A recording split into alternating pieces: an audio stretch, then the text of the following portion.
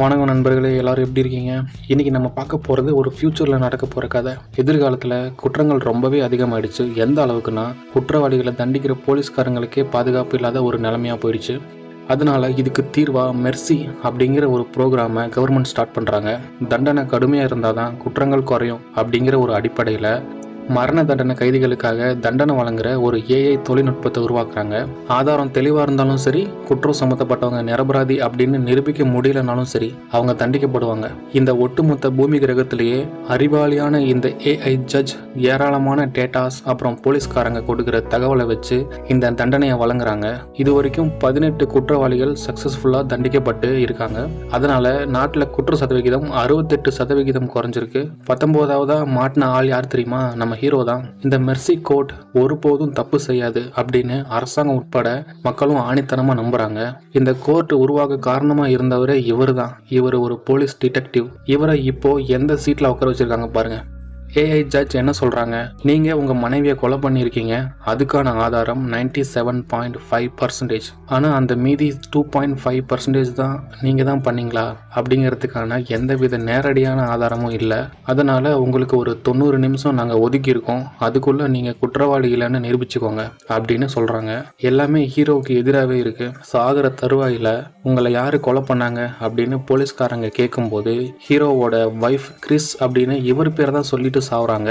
ஆனா அந்த பதில் தெளிவா இல்லை. இப்போ என்ன நடக்குதுன்னு தெரியாத ஹீரோ தன்னோட மனைவி இறந்த சோகத்திலையும் தான் இன்னும் கொஞ்ச நேரத்துல இறந்துருவோமோ அப்படிங்கிற பயத்திலையும் இருக்காரு.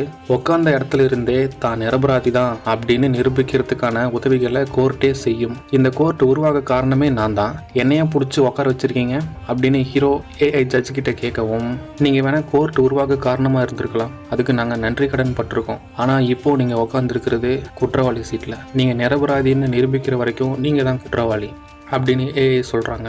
ஆதாரங்கள் உங்களுக்கு எதிராக இருக்குது. இன்றைக்கி காலையில் நீங்கள் வேலைக்கு கிளம்பி போனீங்க. போன வேகத்திலே திரும்பி வந்த நீங்கள் வீட்டுக்குள்ளே 26 நிமிஷம் இருந்திருக்கீங்க. அப்புறம் நீங்கள் போயிட்டீங்க. திரும்ப வீட்டுக்குள்ளே யாருமே வந்த மாதிரி தெரில. ஆனால் உங்கள் பொண்ணு உள்ளே போய் பார்க்கும்போது அங்கே உங்களோட மனைவி இறந்துருக்காங்க. அது மட்டுமா, அது நடந்த அப்புறம் பாரில் போயிட்டு குடித்து தகராறு பண்ணியிருக்கீங்க. அதை தட்டி கேட்க வந்த போலீஸ்காரங்க, அதாவது உங்கள் ஃப்ரெண்ட்ஸு, அவங்கக்கிட்டேயே தகராறு பண்ணி செம்மையாக அடியும் வாங்கியிருக்கீங்க அப்படின்னு சொல்லி ஜட்ஜ் இந்த மாதிரியான ஆதாரத்தை அவருக்கு காட்டுறாங்க. அந்த சமயத்தில் தான் நிரபராதி தான் அப்படின்னு அவர் அவரோட ஃப்ரெண்டுக்கு கால் பண்ணி சொல்ல போகிறாரு. ஆனால் அவர் அதை நம்பலை. பொய் சொல்கிறத நிப்பாட்டுங்க, உங்களுக்கும் உங்கள் மனைவிக்கும் இடையில பிரச்சனை எப்படி இருக்குன்னு என்னால் ஓரளவுக்கு கணிக்க முடியுது அப்படின்னு அவரோட வாழ்க்கையை புரட்டி பார்க்கும்போது 20 வருஷம் ஆச்சு இவங்க 2 பேரும் லவ் மேரேஜ் பண்ணி. அந்த சமயம் ஹீரோக்கு ஒரு க்ளோஸ் ஃப்ரெண்டு இருந்திருக்காரு. அவர் இறந்துட்டாரு. அதுலேருந்து ஹீரோவோட நடத்தையில் மாற்றம் பயங்கரமாக வந்துருச்சு. அடிக்கடி வீட்டில் சண்டை போடுறது, கோவப்படுறது, இந்த மாதிரி நாளாக பிரச்சனை பெருசாகிட்டே போனதால் அவரோட ஒய்ஃப் டைவர்ஸ் பேச்சு எடுக்கிற அளவுக்கு போயிடுச்சு. இந்த மாதிரியான பிரச்சனைனால நீங்கள் உங்களோட ஒய்ஃபை கொலை பண்ணியிருக்கலாம் அப்படின்னு ஜட்ஜ் சொல்கிறாங்க. இந்த ஆதாரம் எங்கேருந்து கிடைச்சதுன்னா, ஹீரோவோட பொண்ணு அவளோட பாய் ஃப்ரெண்ட் கிட்ட என்னோட அம்மா அப்பாவை டைவர்ஸ் பண்ண போகிறத சொல்லிட்டு இருந்தாங்க அப்படின்னு வீடியோ கால் பேசிகிட்டு இருந்து எடுத்திருக்காங்க. அது மட்டும் இல்லாமல் அன்றைக்கி ராத்திரி வீட்டில் என்னமோ பேய் சத்தம் மாதிரி கேட்குது அப்படின்னு இன்ஸ்டாகிராமில் அவள் ஸ்டோரி வச்சுருக்கா. இந்த ஒரு மர்மமான சம்பவத்தை மனசில் வச்சுக்கிட்டு இவர் பொண்ணுக்கு கால் பண்ணுறாரு. கால் பண்ணி, உன்னோட அம்மாவை நான் கொலை பண்ணல அப்படின்னு சொல்லிட்டு இருக்கிற சமயம் ஹீரோவோட மாமனார் ஃபோனை வாங்கி அந்த கொலைகாரங்கிட்ட உனக்கு என்ன பேச்சுன்னு காலை கட் பண்ணிட்டாரு. இப்போ இன்னும் 1 மணி நேரம் தான் இருக்குது. இருக்கிற டைமில் தான் நிரபராதி தான் அப்படின்னு நிரூபிக்க நினச்ச ஹீரோ அவனோட ஃப்ரெண்டான போலீஸ்கார லேடிக்கு கால் பண்ணி என்னோட வீட்டில் போய் ஏதாவது ஆதாரம் கிடைக்குதான்னு செக் பண்ணி பாருன்னு சொல்கிறாரு. அவங்களும் இவர் தான் கொலை பண்ணியிருப்பாங்கன்னு நினைக்கிறாங்க. ஆரம்பத்தில் போக மறுத்தாலும் ஜட்ஜோட உத்தரவால் அவங்க அந்த இடத்துக்கு போகிறாங்க. உள்ளே போயிட்டு கேமராவை காட்டுறாங்க. அப்போது அதை ஏஐ ஜட்ஜ் தெளிவாக ஆராயிறாங்க. அதுலேயும் ஹீரோவுக்கு தான் பாதகமான ரிசல்ட். ஒன்றும் சொல்லிக்கிற மாதிரி ஆதாரம் கிடைக்கல. அடுத்த கட்டமாக ஹீரோவோட ஒய்ஃப் அவங்களோட ஃபோனை செக் பண்ணி பார்க்குறாங்க. வெளி ஆளுங்களுக்கு யாராவது அடிக்கடி கால் பண்ணியிருக்காங்களான்னு. அதில் ஒரே ஒரு நம்பர் மட்டும் சந்தேகப்படுற மாதிரி இருக்குது. அந்த நம்பருக்கு கால் பண்ணி பார்த்தா அந்த நபர் காலை கட் பண்ணி விட்டுறாரு, அந்த நம்பர்லேருந்து வந்த காலை. அதனால் அந்த நபர் யாருன்னு தெரிஞ்சுக்க ஜட்ஜ் உத்தரவு போடுறாரு அந்த போலீஸ்கார லேடிக்கு. அந்த இடத்த ட்ரேஸ் பண்ணி அங்கே போனால் அங்கே ஒரு ஆள் தப்பிச்சு ஓட முயற்சி பண்ணிட்டு இருக்கான். அவன் ஒரு சமையல்கார செஃப், 2 ஒன்று தானே. இவன் தான் குற்றவாளியாக இருக்குமோ அப்படின்னு போலீஸ்காரங்க எல்லாரும் அவனை துரத்தி ஒரு பெரிய சேஸ்க்கு அப்புறம் அவனை பிடிக்கிறாங்க. ஆழமாக விசாரிக்கும் போது அவனுக்கும் ஹீரோவோட ஒய்ஃபுக்கும் ரகசிய உறவு இருந்ததாக தெரிய வருது. ஆனால் அவன் அந்த கொலையை பண்ணலன்னு தெரிய வருது. தான் நிரபராதி தான் அப்படின்னு நிரூபிச்சதுக்கப்புறம் அவன் ஹீரோவை திட்ட ஆரம்பிச்சிட்றான். நீ ஒழுங்காக இருந்திருந்தா அவன் ஏன்டா அவன் என் கூட வரப்போறா, ஏன்டா அவளை கொன்ன, நீ ஒரு கோவக்காரன்னு அவன் சொன்னது கரெக்டு தான் அப்படின்ட்டு அவன் கழுவி ஊற்ற ஆரம்பிச்சிட்றான். அதை கேட்ட ஹீரோ போட வீணா பண்ண ஊதாரி நாயே அப்படின்னு ஃபோனை கட் பண்ணிடுறான். அதுக்கப்புறம் 97.5% இருந்த குற்ற சதவிகிதம் இப்போது 98% அதிகமாகிடுச்சு. இது ஏன்னா ஹீரோவோட ஒய்ஃப் வேறு ஒருத்தரோட தொடர்பில் இருந்ததால் கூட ஹீரோ கொலை பண்ணிக்கலாம் அப்படிங்கிற ஒரு கூடுதல் ஆதாரமும் கிடச்சிருக்கு. ஆனால் நான் இந்த கொலையை பண்ணலன்னு ஹீரோ அடித்து சொல்கிறான். இன்னும் 41 நிமிஷமே இருக்கிற நிலமையில் ஹீரோ தான் நிரபராதி தான் அப்படின்னு எப்படி நிரூபிக்க போகிறாரு பார்ப்போம். விசாரணை அடுத்த கட்டத்துக்கு போகுது. ஹீரோ மறுபடியும் அந்த கள்ளக்காதல்கிட்டேயே ஃபோன் பண்ணி விசாரிக்கிறான். என்கிட்ட ஷேர் பண்ணாத நிறைய விஷயத்த அவள் உங்ககிட்ட ஷேர் பண்ணியிருக்க வாய்ப்பு இருக்குது. கடைசியாக ஏதாவது மர்மமான விஷயத்த உங்ககிட்ட சொன்னாலா அப்படின்னு விசாரிக்கும் போது, ஆமாம், அவள் வேலை பார்க்குற இடத்துல பொருட்கள் அடிக்கடி காணாமல் போயிட்டுருக்கிறதால யாரையோ கண்காணிக்கிறதா அவள் சொன்னான் என்கிட்ட அப்படின்னு சொல்கிறான். உடனே ஃபோன் கட் பண்ணிவிட்டு ஆஃபீஸில் கூட வேலை பார்க்குறவங்க யாராவது இதை பண்ணியிருப்பாங்க அப்படிங்கிற ஒரு சந்தேகத்தில் ஹீரோ அவனோட ஃப்ரெண்டுக்கு கால் பண்ணுறான். ஏன்னா அவனும் அந்த கம்பெனியில் தான் ஒர்க் பண்ணுறான். அவங்ககிட்ட என் ஒய்ஃப் கிட்ட யாராவது பிரச்சனை பண்ணி நீ பார்த்துருக்கியா, ஆஃபீஸ்க்கு இன்றைக்கி இல்லைனா நேற்று யாராவது வராமல் இருக்காங்களா அப்படின்னு ஹீரோ அவங்ககிட்ட விசாரிக்கும் போது அப்படிலாம் எதுவும் இல்லைன்னு அவன் சொல்லிடுறான். அதனால் அடுத்து என்ன பண்ணலாம் அப்படின்னு யோசிச்சு அவனோட பொண்ணுக்கு ஃபோன் பண்ணுறான். அந்த பொண்ணு அவனோட தாத்தா பேச்சை கேட்டு நீங்கள் தான் அம்மாவை கொலை பண்ணியிருப்பீங்க அப்படின்னு அழுக ஆரம்பிக்கிறா. நான் அப்படியெல்லாம் எதுவும் பண்ணலாமா அப்படின்னு எவ்வளோ ஹீரோ சொல்ல முயற்சி பண்ணியும் பொண்ணு அதை கேட்காததால ஜட்ஜ் உத்தரவால் பொண்ணு அவர்கிட்ட பேச ஆரம்பிக்கிறா. அவரோட கேள்விக்கு பதில் சொல்ல ஆரம்பிக்கிறா. அதுக்கப்புறம் நைட்டு ஒரு இன்ஸ்டாகிராம் ஸ்டோரி வச்சுருந்தில்ல, வீட்டுக்குள்ளே யாரோ இருக்காங்கன்னு பயமாக இருக்குன்னு கூட சொல்லியிருந்தியே, அதை பற்றி கொஞ்சம் சொல்ல முடியுமான்ட்டு இவர் கேட்க, ஆமாம் வீட்டுக்குள்ளே யாரோ இருந்த மாதிரி இருந்துச்சு, சத்தம் பேஸ்மெண்ட்லேருந்து வந்துச்சு அப்படின்னு அவன் சொல்கிறான். ஆனால் எனக்கு போக பயமாக இருந்ததால் நாங்கள் போகல அப்படின்னு சொல்கிறான். அதனால் அந்த இடத்த ஜூம் பண்ணி பார்க்கும்போது கதவுக்கு பின்னாடி யாரோ ஒளிஞ்சிருக்கிற மாதிரி தெரியுது. அதனால் வீட்டுக்கு வெளியே இருந்து யாரும் அன்னைக்கு வரல, அதுக்கு முன்னாடி நாளே ஒளிஞ்சிருந்து அவளை கொலை பண்ணியிருக்காங்க அப்படிங்கிற விஷயத்த கண்டுபிடிக்கிறாங்க. கேமராவில் இன்னும் கூட அந்த ஆள் மாட்டலை. ஸோ ஹீரோவோட ஒய்ஃப் கூட வேலை செய்கிறவங்க தான் இந்த காரியத்தை பண்ணியிருப்பாங்கன்னு ஒரு சந்தேகம் வருது. அதனால் ஹீரோ அவரோட ஒய்ஃபோட மெயில் அண்டு ஃபைல்ஸ் எல்லாம் செக் பண்ணி பார்க்கும்போது ஹீரோவோட ஒய்ஃப் ஒரு யூரியா ப்ரொடக்ஷன் கம்பெனியில் ஒர்க் பண்ணுறாங்க. அது எதுக்கு யூஸ் பண்ணுவாங்கன்னா மேக்கப் ஜாமானம், விவசாய உரம், இன்னும் நிறைய விஷயம் தயாரிக்க யூஸ் பண்ணுவாங்க. அதில் 50 கிலோ கண்டெய்னர் அப்போ காணாமல் போயிட்டு இருந்திருக்கு. அதனால் இதை யார் பண்ணாங்க அப்படின்னு தெரிஞ்சுக்கிறதுக்காக ஹீரோவோட ஒய்ஃப் கண்காணிக்க ஆரம்பிச்சிருக்காங்க. அதுக்கப்புறம் தான் இந்த பிரச்சனைலாம் நடந்திருக்கு. அந்த கம்பெனியில் ஒரு ஆள் மேலே சந்தேகம் அதிகமாக இருக்குது. இந்த கம்பெனியில் இருந்த ஃபுட்டேஜஸ்லாம் எடுத்து பார்க்கும்போது ஹீரோவோட ஒய்ஃப் கிட்ட அந்த ஆள் ஏதோ ஆர்கியூ பண்ணி சின்னதாக சண்டை போடுற மாதிரி தெரியுது. அதனால் அவர் குற்றவாளியாக இருக்க வாய்ப்பு இருக்குன்னு சொல்லி ஹீரோவோட ஃப்ரெண்டும் அங்கே தானே ஒர்க் பண்ணுறான், அவனுக்கு ஃபோன் பண்ணி அவனை பிடிச்சி வைக்க சொல்லுவோம் அப்படின்னு ஃபோன் பண்ணுறாங்க. அப்போது அந்த ஃபோன் எடுத்தது யார் தெரியுமா, அந்த குற்றவாளி தான். எப்படி இருக்கு, அவன் ஃப்ரெண்டு வெளியே போயிருக்கான், அவன் வந்த உடனே உனக்கு நான் கால் பண்ண சொல்கிறேன் அப்படின்னு அவன் சொல்கிறான். அதுக்கு ஹீரோ, நீ தான் குற்றவாளின்னு தெரிஞ்சு போச்சு, என்னோட ஒய்ஃபை நீ தான் கொண்டு இருக்க, இருடா உன்னை பிடிக்க போலீஸ்காரங்க வந்துட்டு இருக்காங்க அப்படின்னு சொல்கிறான். அப்போது அந்த ஆள் ஒரு விஷயத்த சொல்கிறான், நீ என்ன பைத்தியமா, நான் எதுக்கு உன்னோட ஒய்ஃபை கொலை பண்ண போகிறேன், இப்போ தான் எங்களுக்கு ஒரு தகவல் வந்துச்சு, உன்னோட ஃப்ரெண்டு தான் அந்த காணாமல் போன யூரியாக்களுக்கெல்லாம் காரணம், அதெல்லாம் கண்டுபிடிச்சிட்டாங்க. அவனை தேடி பார்க்கும்போது அவன் ட்ரக் எடுத்துகிட்டு போயிட்டு இருக்கான், அவனோட ஃபோன் எங்கேயே வச்சுட்டு போயிட்டான், அதுலேருந்து தான் நான் அவங்ககிட்ட பேசிகிட்டு இருக்கேன், நீ என்னடானா என் மேலே சந்தேகப்படுற அப்படின்னு அவன் சொல்கிறான். இப்போ தான் ஹீரோக்கு எல்லாமே புரியுது, அவனோட ஃப்ரெண்டு தான் அவனுக்கு இந்த துரோகத்தை பண்ணியிருக்கான், ட்விஸ்ட்டுக்கு மேலே ட்விஸ்ட் வைக்கிறாங்க. ஆனால் அவன் தான் குற்றவாளின்னு இன்னும் தெளிவாக சொல்ல முடியல. அப்போது ஹீரோவோட பக்கத்து வீட்டுக்காரர் ஒரு வயசானவர், அவர் ஒரு சிசிடிவியை ரகசியமாக வச்சுருந்துருக்காரு, அதை கண்டுபிடிக்கிறாங்க. அதில் தான் ஹீரோவோட ஃப்ரெண்டு ஹீரோவோட வீட்டுக்கு கொலை நடந்த சமயத்தில் வந்த விஷயம் தெரிய வருது.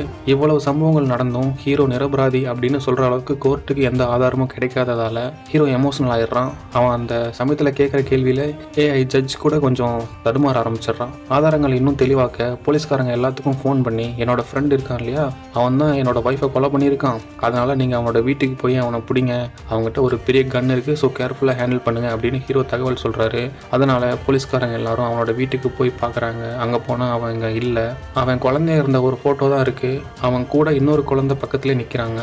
இவன் ஏன் இதெல்லாம் பண்ணுறான் அப்படின்னு தெரிஞ்சுக்க இவங்க 2 பேரும் எங்கேருந்து வந்தாங்க, கூட இருந்த அந்த குழந்தை யாருன்னு தேட சொல்கிறாங்க இந்த ஹீரோ. இவங்க 2 பேரும் அனாதை இல்லத்தில் தான் வாழ்ந்துருக்காங்க. இன்னும் அவங்கள பற்றி தெரிஞ்சுக்க தேடிட்டு இருக்கும்போது வீட்டுக்கு பக்கத்தில் ஒரு கரேஜ் இருக்குது. அங்கே போய் பார்த்தா ஒரு பெரிய அதிர்ச்சி. அங்கே அவன் யூரியாவை யூஸ் பண்ணி பாமை ரெடி பண்ணிட்டு இருந்திருக்கான். யூரியாவை நைட்ரிக் ஆசிடோட சேர்க்கும் போது பாம் உருவாக்குமாமா. இவன் அந்த கம்பெனியில் வேலைக்கு சேர்ந்த காரணமே இதுதான். அவன் இப்போது எங்கே இருக்கான்னு சிசிடிவியில் செக் பண்ணி பார்க்கும்போது அவன் ட்ரக் எடுத்துகிட்டு வேகமாக ரோட்டில் போயிட்டுருக்கான். அந்த சமயத்தில் அந்த குழந்தை ஃபோட்டோவுக்கு பக்கத்தில் இருக்கிற இன்னொரு ஃபோட்டோ யாருன்னு பார்த்தீங்கன்னா அவனோட தம்பி. இதில் அவனுக்கு என்ன சம்மந்தம்னு தேடி பார்க்கும்போது இந்த மெர்சி கோர்ட்டில் அவன் தண்டிக்கப்பட்ட முதலே அவன் தான். தன்னோட தம்பியை கொன்னதுக்காக பழிவாங்க தான் இந்த கோர்ட் உருவாக காரணமாக இருந்த ஹீரோவை பழிவாங்க அவனோட ஒய்ஃபை கொன்று ஹீரோவை மாட்டி விட்டுருக்கான். இப்போ அவன் போயிட்டுருக்கிற இடம் அந்த ஏஐ கோர்ட் இருக்கிற இடத்துக்கு தான். அங்கே போய் அந்த இடத்தையே பாமை வச்சு தகர்க்க பார்க்குறான். இவன் ஏன் இப்படி பண்ணுறான்னா, தன்னோட தம்பி ஒரு நிரபராதி, அவனை அநியாயமாக தண்டிச்சிட்டாங்க அப்படின்னு இதெல்லாம் பண்ணுறான். ஹீரோவோட பொண்ணையும் அவன் கடத்தி கொண்டு போயிட்டுருக்கான். இது நடந்துட்டு இருக்கிற சமயத்தில் தீவிரமாக கரேஜ்குள்ளே தேடிட்டு இருக்கிற போலீஸ்காரங்களுக்கு ஒரு பயங்கரமான அதிர்ச்சி. அந்த வில்லன் அங்கேயும் பாம்பு வச்சிருக்கான். அது வெடிச்சு பாதி போலீஸ்காரங்க இறந்துடுறாங்க. இப்போ ஹீரோ நிரபராதி தான் அப்படின்னு நிரூபிச்சிட்டாங்க. அவன் மேலே இருக்கிற குற்ற சதவிகிதம் 0% குறைஞ்சிருச்சு. இருந்தாலும் இன்னும் 10 நிமிஷம் இருக்குது. டைமர் முடிஞ்சாதான் நிரபராதியாக இருந்தாலும் சரி அவனை கழட்டி விடணும் அப்படின்னு ஒரு ரூல்ஸ் இருக்குது. அது வரைக்கும் சேரில் தான் உட்காந்துருக்கணும். என்னை விடுங்க, என்னோட பொண்ணு அவங்ககிட்ட மாட்டிட்டு இருக்கா, நான் போய் அவளை காப்பாற்றணும் அப்படின்னு ஹீரோ எவ்வளவோ கதறியும் டைமர் முடிகிற வரைக்கும் வெயிட் பண்ணுங்கன்னு ஜட்ஜ் சொல்லிட்டு இருக்காங்க. எவ்வளவோ போலீஸ்காரங்க சேஸ் பண்ணியும் நகர வீதியில் இருக்கிற கார்களை இடிச்சிட்டு போலீஸ்காரங்களையும் தரமட்டமாக்கி ட்ரக்கில் இருக்கிற வில்லன் அவன் பாட்டுக்கு அவனோட கொள்கையான கோர்ட்டை தரமட்டமாக்கணும் அப்படின்னு அந்த இடத்துக்கு போயிட்டு இருக்கான். வெறி கொண்டு கோர்ட்டுக்கு போகிறதுக்கு முன்னாடி ரோட்டில் அந்த ட்ரக்கை வெடிக்க வச்சிடலாம் அப்படின்னு போலீஸ்காரங்க பிளான் பண்ணுறாங்க. ஆனால் ஹீரோ என்னோட பொண்ணு ட்ரக்குக்குள்ளே தான் இருக்கா, அவசரப்பட்டு எதுவும் பண்ணிடாதீங்க அப்படின்னு எவ்வளோ சொல்லியும் போலீஸ்காரங்க அதை கேட்காம பாமை செட் பண்ணி ஒரு ரிமோட் கண்ட்ரோல் காரில் வச்சு அதுக்கு அடியில் அனுப்புகிறாங்க. ஆனால் அதை ஹேக் பண்ணி ஜட்ஜ் அதை தடுத்துடுறாங்க. ஏஐ ஜட்ஜ் அவங்கக்கிட்ட அந்த அளவுக்கு பவர் இருக்குது. ஒரு நிரபராதியை பிடிச்சி இப்படி பண்ணிட்டோமே, அவனோட பொண்ணு பாதிக்கப்படக்கூடாது அப்படின்னு என்ன நடந்தாலும் பார்த்துக்கலாம் அப்படின்னு ஒரு கம்ப்யூட்டர் மனுஷன் மாதிரியே பிஹேவ் பண்ண ஆரம்பிக்குது. ஒரு கட்டத்துக்கு மேலே அந்த போலீஸ்கார லேடி பறக்கும் வாகனத்தில் ட்ரக்குக்கு முன்னாடி போய் வில்லன் அப்புறம் ஹீரோ 2 பேரும் பேசுகிற மாதிரி ஒரு கனெக்ஷனை உருவாக்குறாங்க. அப்போ அந்த வில்லன், நீ தான் இதுக்கெல்லாம் காரணம், எந்த தப்புமே பண்ணாத என்னோட நிரபராதியான தம்பி அவனை கொலை பண்ணிட்டாங்க, அதுக்கு நீ உருவாக்குன இந்த கோர்ட்டு தான் காரணம், அதுக்காக தான் உன்னையும் அந்த கோர்ட்டையும் பழி வாங்க இப்படி பண்ணுறேன் அப்படின்னு சொல்கிறாரு. கிட்டத்தட்ட கோர்ட் பக்கமாக நெருங்கிட்டான். இதுக்கு மேலேயும் அவனை தப்பிக்க விடக்கூடாது அப்படின்னு பறக்கும் வாகனத்தில் இருக்கிற அந்த லேடி போலீஸ் அவனை சொல்கிறாங்க. அதனால் உள்ளே இருக்கிற தன்னோட பொண்ணுக்கு ஏதோ ஆகிடுமோ அப்படின்னு ஹீரோ பயந்துடுறாப்புல. ஜட்ஜ் அந்த வாகனத்தையும் கண்ட்ரோல் பண்ணி ஓரமாக தள்ளி விடுறாங்க. என்ன நடந்தாலும் பார்த்துக்கலாம் அப்படின்னு தெளிவாக இருக்காங்க. கடைசியாக வில்லன் ட்ரக்கை கொண்டு போய் இடித்து கோர்ட்டுக்கு உள்ளே போயிடுறான். உள்ள ஹீரோவோட பொண்ணு தலையில் கன்னை வச்சு மிரட்டி, உன் அப்பனை என் கையால் கொள்ளணும், அவனை வர சொல்லுங்கள், இல்லைனா இவளை இப்போவே சுட்டு கொன்றுவேன்னு மிரட்டுறான். டைமர் இன்னும் 14 செகண்ட் இருக்குது, என்ன நடந்தாலும் டைமர் முடியட்டும் அப்படின்னு வெயிட் பண்ண சொல்கிறாங்க. ஜட்ஜு டைமர் முடிஞ்சதுக்கப்புறம் அவனை அவுத்து விடுறாங்க. அங்கே ஹீரோ வில்லன் கிட்ட போய், என்னோட பொண்ணு விட்டுடு, உன்னோட தம்பி ஒன்றும் நிரபராதி இல்லை அப்படின்னு சொல்லிட்டு இருக்கும்போது ஜட்ஜ் அங்கே தோன்றி, நீ உன்னோட தம்பி நிரபராதி, அவனுக்கு நாங்கள் தப்பாக தண்டனை கொடுத்துட்டோம்னு தானே இவ்வளவும் பண்ணிகிட்ருக்க, எங்கே உன்னோட தம்பி நிரபராதி தான் அப்படின்னு ப்ரூவ் பண்ண பார்ப்போம் அப்படின்னு கேட்குறாங்க. அவன் நினச்சா அப்போயே அந்த பில்டிங்கை தரமட்டமாக்கி இருக்க முடியும். இருந்தாலும் தன்னோட தம்பி நிரபராதி அப்படின்னு இந்த உலகத்துக்கே ப்ரூவ் பண்ணிட்டு சாகலாம்னு நினச்சவன் ஒரு ஃப்ளாஷ்பேக்கை சொல்ல ஆரம்பிக்கிறான். அனாதை இல்லத்திலேருந்து இவங்க 18 வயசுக்கு அப்புறம் வெளியே வந்தவங்க. கொஞ்ச நாள் அப்புறம் அண்ணனும் தம்பியும் பிரிஞ்சு தான் வாழ்ந்துட்டு இருக்காங்க. இவன் அவனோட தம்பியை 2 வருஷத்துக்கு முன்னாடி தான் பிச்சைக்கார குளத்தில் பார்க்குறான். அதனால் அவன்கிட்ட கொஞ்சம் பணத்தையும் ஃபோனையும் கொடுத்துட்டு, நான் உன்னை திரும்பி கூட்டிகிட்டு போயிடுறேன் அப்படின்னு, அது வரைக்கும் சேஃபாருன்னு சொல்லிட்டு போகிறான். அவனுக்கு ஏதாவது தங்க ரெடி பண்ணலான்ட்டு அப்போதைக்கு அங்கேருந்து போகிறான். அது நடந்த கொஞ்ச நேரத்தில் இந்த கோர்ட் அவனை ஒரு பொண்ணை கொலை பண்ணிட்டான் அப்படின்னு குத்தம் சுமத்தி அவனுக்கு தண்டனை கொடுத்துருக்காங்க. மரண தண்டனையாக கொடுத்துருக்காங்க. கொலை நடந்ததாக சொல்லப்பட்ட அந்த 10 மணி ராத்திரியில் நான் அவங்ககிட்ட ஃபோனில் தான் பேசிகிட்டு இருந்தேன். கிட்டத்தட்ட 1 மணி நேரம் பேசிகிட்டு இருந்தோன்னு வில்லன் சொல்கிறான். ஆனால் அவனை பிடிச்ச போலீஸ்காரங்க அவங்ககிட்ட எந்த ஃபோனும் இல்லைன்ட்டு கோர்ட்டுக்கிட்ட சொல்லியிருக்காங்க. அதனால் உன்னோட தம்பி நிரபராதி தான் அப்படின்னு ப்ரூவ் பண்ணுறதுக்காக எந்த ஒரு ஆதாரமும் இல்லாததால் நாங்கள் அவனுக்கு மரண தண்டனை கொடுத்துட்டோம் அப்படின்னு கோர்ட்டில் சொல்கிறாங்க. நிரூபிக்க முடியலன்னா 90 நிமிஷத்துக்குள்ளே நீங்கள் கொண்டுடுவீங்களா அப்படின்னு அவன் கத்திட்டு இருக்கிற சமயத்தில் ஹீரோ வில்லன் கிட்ட இருக்கிற பாமை பிடிங்கி சண்டை போட்டு அவனை முட்டி போட வச்சு தலையில் துப்பாக்கி எடுத்து வைக்கிறான். என்னோட ஒய்ஃபை கொலை பண்ணிட்டாடா அப்படின்னு விரக்தியில் அவனை சுட பார்க்குறான். அந்த சமயம் தன்னை நம்பி இன்னொரு ஜீவனான அவளோட பொண்ணு இருக்கிறது அவனுக்கு ஞாபகம் வருது. அதனால் அவன் சைலண்ட் ஆயிடுறான். வில்லன் கிட்டத்தட்ட சரண்டர் ஆகிற சமயத்தில் லேடி போலீஸ் அவனை சுடுறா. அவனுக்கு பெரிய காயம் எதுவும் ஆகிறதுக்கு முன்னாடி ஹீரோ போலீஸ் அவனை தடுத்துடுறான். அப்போ தான் வில்லன் ஒரு விஷயத்த சொல்கிறான். யார் என்னோட தம்பியை கைது பண்ணி கூட்டிகிட்டு வந்தாங்களோ அந்த போலீஸ்காரங்களை செக் பண்ணி பாருங்கள் அப்படின்னு. அப்படியே செக் பண்ணி பார்க்கும்போது அந்த லேடி போலீஸ் தான் வில்லனோட தம்பியை கூட்டிகிட்டு வந்திருக்காங்க. வில்லனோட தம்பி நிரபராதி தான் இந்த போலீஸ்காரங்களுக்கு நல்லாவே தெரிஞ்சிருக்கு. அவங்ககிட்ட ஃபோன் இருந்திருக்கு. இவங்க வாங்கி அதுக்கு ஆற்றுக்குள்ளே போட்டுட்டாங்க. இந்த லேடி ஏன் அப்படி பண்ணாங்கன்னா, மெர்சி கோர்ட் ஆரம்பித்து முதல் கேஸ் அந்த கேஸ் தான். மக்களுக்கு மெர்சி கோர்ட் மேலே நம்பிக்கை வரணும், முதல் கேஸு தப்பாயிடக்கூடாது அப்படின்னு. ஒரு பிச்சைக்காரன் தானே, அவனை பிடிச்சி கொண்டுடலாம், நமக்கு ஒரு ப்ரமோஷன் கிடைச்ச மாதிரி இருக்கும் அப்படின்னு அந்த லேடி இந்த வேலையை பார்த்துருக்காங்க. இந்த விஷயத்தையெல்லாம் கடைசி சமயத்தில் வில்லன் சொல்லிடணும் அப்படின்னு அவங்க வந்தோடனே அவனை சொல்கிறாங்க. இப்போது மொத்தமாக 2 குற்றவாளிகள் வில்லனோட சேர்த்து லேடி போலீஸையும் அரெஸ்ட் பண்ணுறாங்க. இவ்வளோ பிரச்சனைக்கு அப்புறம் அப்பாவும் மகளும் ஒன்றா சேர்றாங்க. தன்னோட வைஃபை கொல்லலை, நிரபராதி தான் அப்படிங்கிற விஷயத்த ப்ரூவ் பண்ணுறாரு ஹீரோ. ஆனால் எந்த தப்புமே பண்ணாத வில்லனோட தம்பி சேர்த்துட்டான். நியாயத்தை கேட்க வந்த வில்லன் அதை எந்த முறையில் கேட்கணும் அப்படின்னு தெரியாததால் அவனும் ஜெயிலுக்கு போயிட்டான். பதவி ஆசையும் கேஸ் எப்படியாவது முடிக்கணும் அப்படிங்கிற வேகத்துலையும் தப்பு பண்ண போலீஸ்காரர்லேயும் ஜெயிலுக்குள்ளே போயிட்டா. ஆனால் இதுக்கெல்லாம் ஒரு மறைமுகமான காரணம் யார்? இந்த கோர்ட்டை உருவாக்குன ஹீரோ. ஆனால் இவர் இப்போது சேஃபாக தான் இருக்கார். ஒரு தப்பை தெரிஞ்சு பண்ணுறதுக்கும் தெரியாமல் பண்ணுறதுக்கும் இருக்கிற வித்தியாசம் இதுதான், சுதந்திரமும் சிறையும். இந்த படத்து மூலயமா என்ன சொல்ல வராங்கன்னா, மனுஷங்களும் ரோபோவும் எல்லாமே தப்பு பண்ணும். அதனால் எப்பொருள் யார் யார் வாய் கேட்பினும் அப்பொருள் மெய்ப்பொருள் காண்பது அறிவு. அந்த அறிவு இயற்கை நுண்ணறிவாக இருந்தாலும் சரி, இல்லை செயற்கை நுண்ணறிவாக இருந்தாலும் சரி, மூடித்தனமான பதில்களையும் தீர்ப்புகளையும் நம்பாமல் மனுஷங்களான நம்மளோட சுய அறிவையும் பயன்படுத்தணுங்கிறத தெளிவாக இந்த படம் காட்டியிருக்கு. உங்களுக்கு இந்த படம் பிடிச்சிருந்தா லைக் பண்ணிக்கோங்க. நம்ம மூவி மைண்ட்ஸ் தமிழ் சேனலுக்கு சப்ஸ்கிரைப் பண்ணிக்கோங்க. இன்னொரு தரமான படத்தோட உங்களை நான் சந்திக்கிறேன். அது வரைக்கும் பாய் பாய்.